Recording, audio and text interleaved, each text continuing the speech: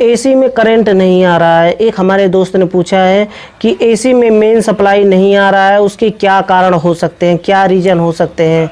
Complete इस video में हम बात करने वाले हैं, इसलिए वीडियो को कंप्लीट देखते रहिए। और उससे पहले मैं हमेशा की तरह बताना चाहूँगा कि अगर आपने अभी तक हमारे सिलेवन टेक चैनल को सब्सक्राइब नहीं किया है तो नीचे लाल कलर का सब्सक्राइब का बटन है, उसे दबाकर सब्सक्राइब कर लें और बेल आइकन को प्रेस कर दें ताकि हमारे आने वाली न्यू वीडियो की नोटिफिकेशन आपको सबसे पहले मिल सके। क्योंकि दोस्तों हम आपके लिए से यूजफुल वीडियो हमेशा लेकर के आते रहते हैं। तो हम बात करते हैं कि अगर इंडोर में ही सप्लाई नहीं पहुंच रही है, यानी कि एमसीबी हम ऑन करते हैं और उसमें सप्लाई नहीं पहुंच रही है, तो स्टेप बाय स्टेप हम कैसे चेक करेंगे, कहां से उसका फॉल्ट है, इसे हम कंप्लीट आप समझने वाले हैं। जिनको पता है वीडियो को स्किप कर सकते हैं और जिन्हें नहीं पता है वीडियो को कंप्लीट देखिए, कुछ ना कुछ नया सीखने को ज़रूर मिलेगा। ऑलरेडी इस टॉपिक पर बहुत पहले मैं लगभग 1-1.5 साल पहले मैं वीडियो बना चुका हूं। उस वीडियो में अगर उस वीडियो को आपने नहीं देखा है तो जाकर के आई बटन में फ्लैश हो रहा है या नीचे डिस्क्रिप्शन में लिंक मिलेगा, वहाँ से क्लिक करके उस वीडियो को देख सकते हैं। हो सकता है उसमें कुछ पॉइंट मैं मिस कर गया हूँ, लेकिन इस वीडियो में मैं कंप्लीट जो भी पॉइंट मिस कर गया था उसको मैं कंप्लीट करने वाला हूँ, इसलिए वीडियो को देखते रहिए। तो सबसे पहले हम बात करते हैं कि उसे स्टेप बाय स्टेप कैसे चेक करना चाहिए। अगर मेन सप्लाई जो हमारा एमसीबी से निकल करके आप देख सकते हैं इस तरह से एमसीबी से निकल करके इंडोर में जाता है जो इनपुट सप्लाई, और उसके बाद वहाँ से इंडोर से होकर के आउटपुट सप्लाई जाता है आउटडोर को, तो वहाँ पर सप्लाई कैसे चेक करना है। सबसे पहले हम एमसीबी में चेक करेंगे कि एमसीबी में हमारे इनपुट आ रहा है कि नहीं। अब देखिए टेस्टर से चेक करना ये गलत होता है, ये नियम नहीं होता है टेस्टर से चेक करना। टेस्टर से कभी भी भरोसा नहीं करना चाहिए कि हमारी सप्लाई आ रही है कि नहीं। इसलिए जब भी चेक करें क्लैम्प मीटर के द्वारा ही चेक करें कि हमारा 220 का करंट वहाँ पर आ रहा है कि नहीं। क्योंकि होता क्या है, कभी कभी टेस्टर में भी बताता है और वहाँ पर सप्लाई नहीं आ रही होती है, लेकिन फिर भी टेस्टर वहाँ पर जलता है। इसलिए टेस्टर से कभी भी चेक नहीं करना चाहिए। सबसे पहले एमसीबी का इनपुट हम चेक करेंगे, जो हमारे घर में से जो सप्लाई एमसीबी में जाती है और एमसीबी से हो करके इंडोर में जाती है। तो सबसे पहले इनपुट चेक करेंगे एमसीबी का, वहाँ पर 220 का करंट आना चाहिए। उसके बाद एमसीबी ऑन करने के बाद हम आउटपुट की सप्लाई चेक करेंगे कि हमारा एमसीबी आउटपुट सप्लाई दे रहा है कि नहीं। वहाँ पर अगर 220 का करंट आ रहा है तो समझ लीजिए कि यहाँ तक एमसीबी तक ठीक है। अब इसके बाद हम जो है हम जाते हैं इंडोर में। इंडोर में पीसीबी जो लगी हुई है, पीसीबी के इनपुट में हम चेक करेंगे 220 का करंट आ रहा है कि नहीं। अगर वहाँ पर 220 का करंट आ रहा है तो ठीक है। तो फिर उसके बाद हम पीसीबी को चेक करते हैं। पीसीबी में एक हाई रैप्चरिंग कैपेसिटी फ्यूज लगी होती है, आप इस तरह से देख सकते हैं, ये होता है हाई रैप्चरिंग कैपेसिटी फ्यूज। अगर यह फ्यूज ख़राब होता है या फ्यूज जल जाता है या फिर काला हो जाता है, उस वक्त ब्रेक हो जाता है, तो वहाँ पर क्या होता है कि इंडोर में पीसीबी में सप्लाई नहीं आएगी और इंडोर हमारा बिल्कुल भी स्टार्ट नहीं होगा। तो इनपुट सप्लाई हम चेक करेंगे, अगर इनपुट सप्लाई आ रही है तो ठीक है, अगर इनपुट सप्लाई ही नहीं आ रही है तो समझ लीजिए कि एमसीबी ख़राब है। एमसीबी को चेक करना चाहिए, यानी कि इंडोर तक जो सप्लाई होती है वो सिर्फ 220 का करंट सिर्फ जाता है वहाँ तक। वहाँ पर बीच में ब्रेकिंग वही होता है कि एमसीबी लगी होती है। एमसीबी को आउटपुट देखिए सप्लाई चल रही है, तो इंडोर के पीसीबी को चेक करना है। पीसीबी में सिर्फ एक फ्यूज लगा होता है, अगर वह फ्यूज जलता है तभी इंडोर के इनपुट में सप्लाई वहाँ पर पीसीबी में नहीं आती है। और जो ये डिस्प्ले होता है, डिस्प्ले नहीं जलता है।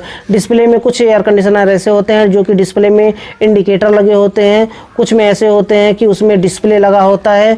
तो इस तरह से डिस्प्ले में बिल्कुल भी लाइट नहीं आएगी, तो उसे बारी बारी से इस तरह से चेक करना चाहिए। अगर इनपुट सप्लाई जा रही है, फ्यूज भी सही है, तो समझ लीजिए कि पीसीबी ख़राब है, वहाँ पर पीसीबी रिपेयर कराने की ज़रूरत है। कभी कभी होता है कि रिले ख़राब हो जाता है, तो वहाँ पे ना तो इनपुट बताता है ना तो आउटपुट बताता है, या फिर कोई और कंपोनेंट अगर पीसीबी का ख़राब होता है तो वहाँ पर भी इनपुट करंट वहाँ पर इंडोर में नहीं दिखाता है। जब इंडोर में नहीं दिखाएगा तो आउटडोर को सप्लाई कैसे जाएगी। अब यहाँ पर हम बात करते हैं कि अगर इंडोर स्टार्ट होता है और आउटडोर को स्टार्ट नहीं होता, यानी कि सप्लाई नहीं मिलता है, तो वहाँ पर रिले को चेक करेंगे। आउटपुट सप्लाई जो पीसीबी से निकल करके आउटपुट सप्लाई जो जाती है उसे चेक करेंगे, वहाँ पर 220 का करंट आ रहा है कि नहीं। कभी कभी होता है कि 2 मिनट या फिर 3 मिनट के बाद आउटपुट सप्लाई देता है जो उसका रिले होता है।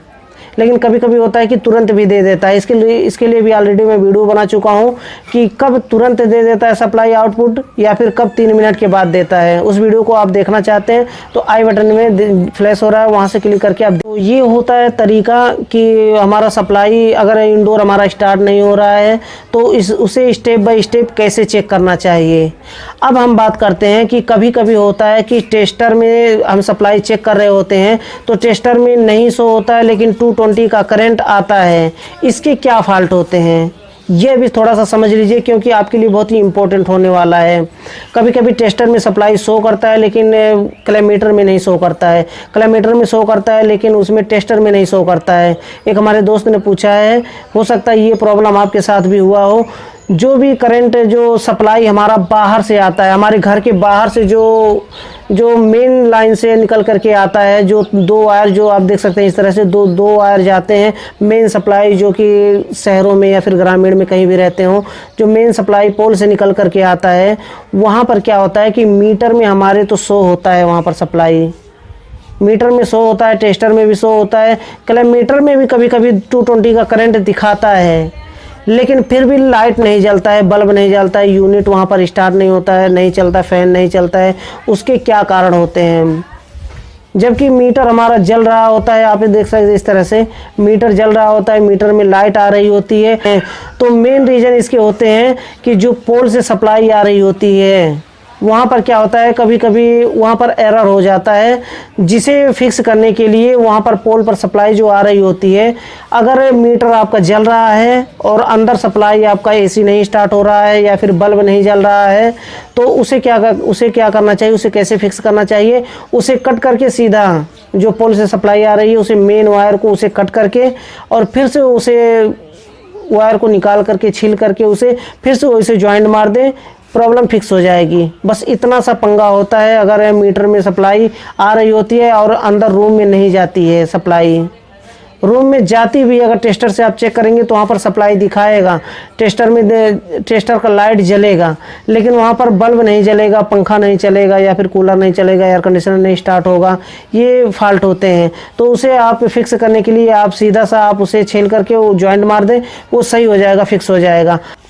तो मुझे लगता है कि आप समझ गए होंगे कि आपके घर में सप्लाई आ रही है, टेस्टर में नहीं जल रहा है या फिर कैलमीटर में बता रहा है 220 का करंट या फिर 220 का करंट कैलमीटर में नहीं बता रहा है, टेस्टर में बता रहा है। तो ये सीधे सा फॉल्ट होता है। इस तरह से आप फिक्स कर सकते हैं। या फिर इंडोर आपका स्टार्ट नहीं हो रहा है तो इस तरह से आप फिक्स कर सकते हैं और 1 बाय 1 करके आप चेक कर सकते हैं। तो मुझे लगता है कि आपको समझ में आ गया होगा। अगर समझ में आया वीडियो, पसंद आया तो वीडियो को लाइक ज़रूर करें। और लास्ट में फिर से बताना चाहूँगा कि अगर आपने अभी तक हमारे सिली वन टेक चैनल को सब्सक्राइब नहीं किया है तो नीचे लाल कलर का सब्सक्राइब का बटन है, उसे दबाकर सब्सक्राइब कर लें और बेल आइकन को प्रेस कर दें ताकि हमारे आने वाली न्यू वीडियो की नोटिफिकेशन आपको सबसे पहले मिल सके। क्योंकि दोस्तों हम आपके लिए इसे यूजफुल वीडियो हमेशा लेकर के आते रहते हैं।